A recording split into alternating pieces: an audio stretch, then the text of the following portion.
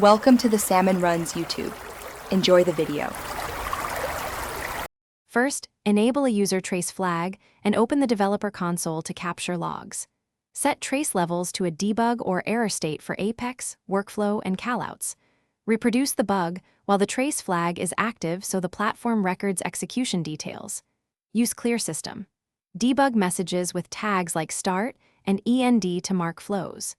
Keep log retention long enough to review the full transaction after completion. Download or open the log immediately to begin analysis and diagnosis.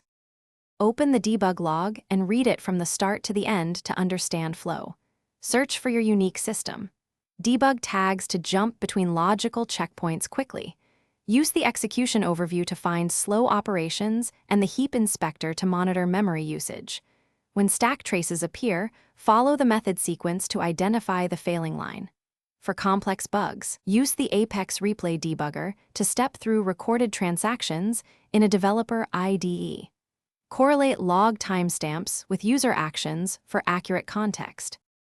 Create focused unit tests that reproduce the issue using test. Start test and test.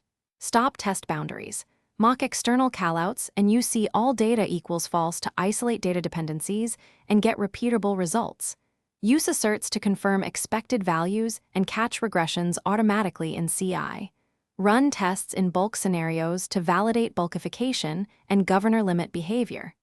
After fixing bugs, lower log verbosity and remove excessive system. Debug statements before deploying.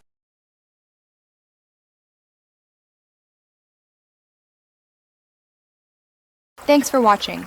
Consider subscribing if we helped you.